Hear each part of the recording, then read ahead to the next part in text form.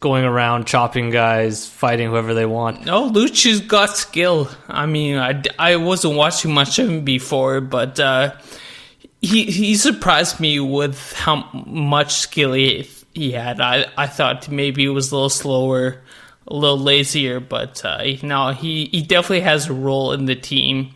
Yeah, I would agree with the skill, but the speed is noticeable that he is slow. Yeah. And that's his main handicap, his speed. Yeah. His hands aren't bad, but he doesn't get the puck enough because of his foot speed. Yeah. Another thing that happened was, juggling of the lines. Quite a significant juggling by Peters trying to spark the team. And I don't want to comment too much on what exactly he did putting the guys together, but more on, let's put you as the coach. What do you think are some of your things you would like to see experimented with or rearranged in the lineup? They've done some experimenting, giving Lindholm the center. I think I can't even remember who they had with him, but he was a strong center. The only thing was Monahan and Goudreau seemed like they benefit a lot with having Lindholm on the line, especially this year. So having them together still makes the most sense to me. I think Mangiapane's kind of claimed that spot on the second line over Frolik. For a while there, it looked like Peters was looking for any other matchup besides Frolik, and nothing was really paying out. I think Mangiapane had done it a few times, but now it's clicking. So that's good to see. Yeah, I really like Mangiapane. I like the experiment. It's more of an addition on the second line, but it does feel like maybe he's trying a little too hard at this point, and he needs a few more games to kind of settle in. Because there was a time in the Devils game where he had a great chance to shoot, and he tried to pass. Oh, yeah, that's right. And also, he gave a bad giveaway for Arizona to score the game before. A really bad giveaway. So these are small mistakes that I guess he's working on correcting, but the chemistry and how much offense he can generate with the Kachuk and Backlund, besides for a leak, you weren't seeing that with anyone else. I think Bennett had tried a few times. Yeah, that didn't work that well. Yeah. Definitely Mangiapane has the most chemistry. Well, I would even say offensively, he has the most chemistry. Frolik seems to have a little better all around when he's on that line. But the offense, you're right, they generate a lot of chances together. Yeah. But I still think it's an addition, and you need to see longer term, 6, 8, 10 games before you say yes or no. All in all, it seems like the top 6 is pretty clear amongst those guys. Besides Mangiapane, I mean, who else you'd shuffle in there? Zarnik was really good until he got injured. In fact, when Zarnik gets back, they'll probably stick him there again. Looking at the bottom 6, it's got kind of a little bit more room to develop, but one thing is looking pretty good, and that's Ryan and Bennett. Bennett's been playing strong, although he's not really popping up on or putting up any kind of numbers. I see it in his overall play. His decision making with the puck is good, and I think it's just a matter of time before he starts getting those points. It might even crack that 30-point marker. Yeah, I like Bennett's play. I don't know if he's going to rack up the points. It seems he's changed his game. I might have been a little overhyped there. It just feels like he's kind of accepted, I'm a checker. I'm going to play as a checker role. Yeah, but he's got skill. He'll showcase moments of skill. Usually it doesn't work out, but it can. It can. Once in a while he gets it. But it just, if you compare him to Derek Ryan, for example, it just feels Ryan has a little more finish around the net than Bennett does. One thing I was thinking about the top 6, maybe this is a crazy idea, but I'll get your opinion on it, is to have 2 sort of top lines, one with Kachuk and Lindholm as the center and wing, and one with Monahan and Goudreau as the center as wing. I think that's how they had it. It might have. I think it was Lindholm, Kachuk, and Goudreau actually, and then Monahan was split up. But I was thinking you keep 2 pairs together, and then you find a winger to go on each line, whether you need a checking winger or a more offensive winger. But you have these Lindholm on center and Monahan on center as 1-2, and then you move Backlund down to the third line. That was an idea I had, and I just like it because we've kind of seen Monahan in the playoffs. He doesn't seem to deliver.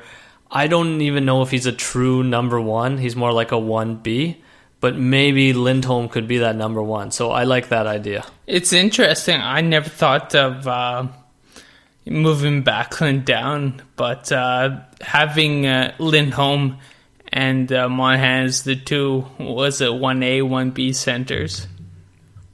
Might work. Yeah.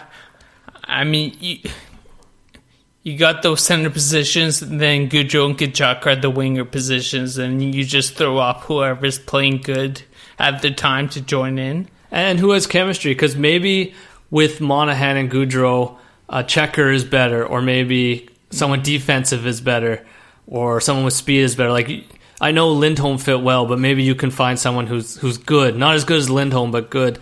And maybe Tkachuk and Lindholm, they're a little slower. You put someone with speed, and that. So you need to find the right chemistry of the players. But the idea of having Backlund as your third line center just makes more sense to me. It's interesting, and going along with Peter's experimentations, they were interesting too, but they never lasted long, and now we're right back at the Gaudreau, Monahan, Lindholm. That's true. It always ends up there. No, but it's interesting because it works.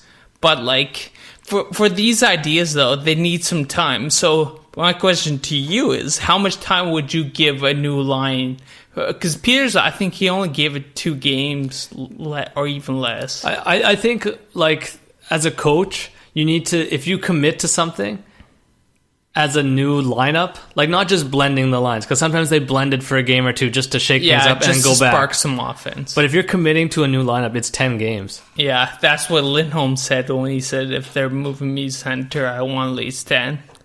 Yeah, it makes sense. It feels like now's the time to try these things. So at first I was a little awed by the mix-ups, but I was ready to see new looks of Flames, but then now we're back to what we've seen before. So yeah, it's hard to say how it goes from there.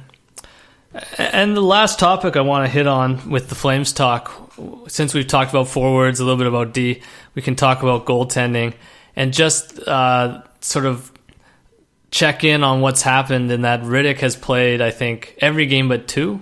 I think Talbot has maybe 2 or 3 starts. Talbot's got 3, and he came in halfway.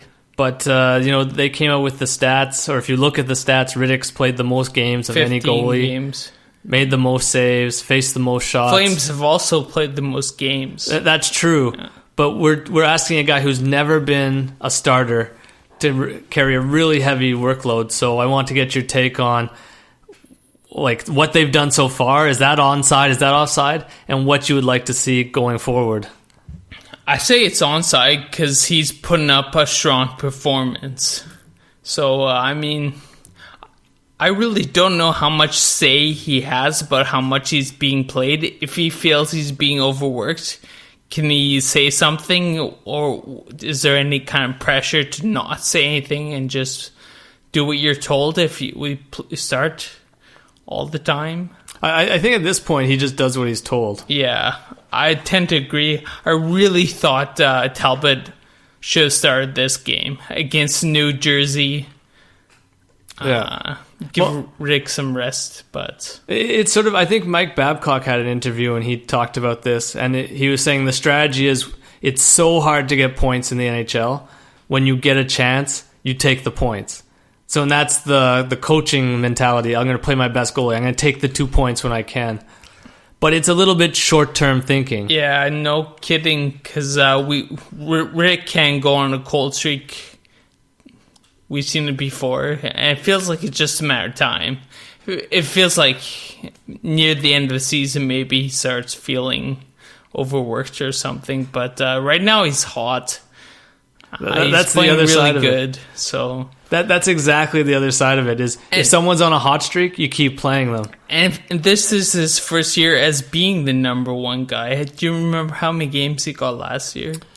Over 30? Yeah, no, he played more than Smith in the end. I think he played maybe 45 games or something. Okay. Yeah, okay. So I guess he's been working towards this. During the offseason, we heard that he really geared up his training to be able to pull these, or pull off this many starts. But I mean, we're just at the beginning of the season. Yeah, and my biggest concern is, as a goalie, part of it is rhythm. You got to get in every so often to stay sharp. And my biggest concern is we're going to play Talbot. He's going to play average or below average. And then we're going to say we don't trust him and play Riddick a bunch more. But we haven't given Talbot any time to mesh with the team in games. We haven't given him the opportunity to get into a saving rhythm. So I would like to see them commit to playing Talbot. Maybe 10 is a good number as well. Not 10 in a row, but every few days he's getting in the net. Once a week he's getting a start so he can get in a rhythm. And we can see how well he does with the Flames. Yeah. Organize your goaltenders is kind of a, strange affair. What about this? If they just keep playing Riddick hard for as long as they can, and as soon as he stops winning, they put in Talbot and let Talbot go as long as he can. That's the win you're in thing. Yeah. But if I'm just going to be devil's advocate there, what type of confidence does that give your goalies if you know that you're only... you're not a number one. You're just play till you can't play anymore, and then we ride the next guy. Whereas most successful teams have, we give confidence in this guy. He's our number one. It's a new NHL. I heard they're looking towards getting, or kind of giving almost 50-50 starts to two goalies. Yeah, I think that's what sports science is indicating. Yeah. And if you look at a lot of the past Stanley Cup winners, it's with goalies who have played... Yeah, you were telling me Boston used Halak quite a bit.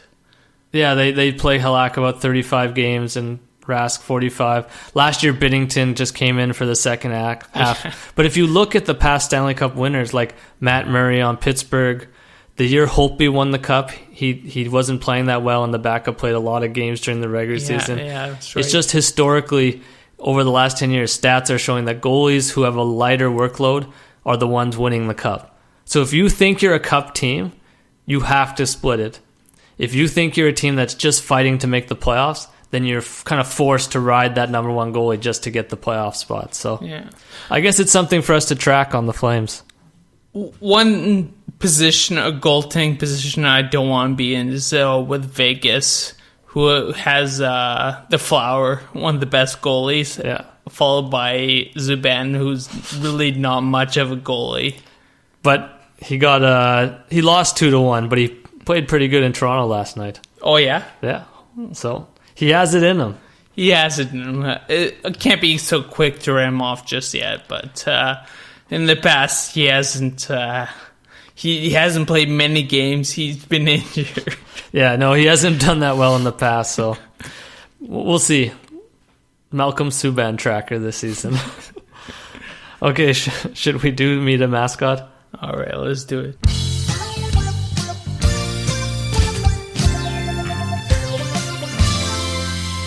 Oh, hello.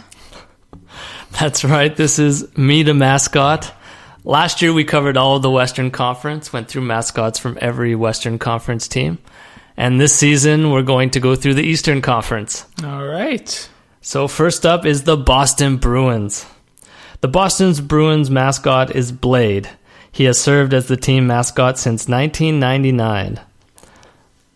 Blades is notable because he's the only known bear who does not hibernate. Does he estivate? What does that mean? It's like hibernating in the summer when it's too hot. He may. That could be what he does. Blades wears a triple XL jersey and size 13 skates. 13? Yeah. Unlucky 13 skates. Blades first took an interest in hockey when watching Johnny Buick play pond hockey with groups of neighborhood children. One day he sneaked in the back of Buick's truck and was taken to the Boston Gardens, where Buick fed him pizza, hot dogs, popcorn, and pop from the concession stand. That was nice of Buick. But they always say don't feed the wildlife. Yeah. If you don't want to attract bears, don't feed them food. It looks like he learned how to skate too. I'm looking at some images with him skating around.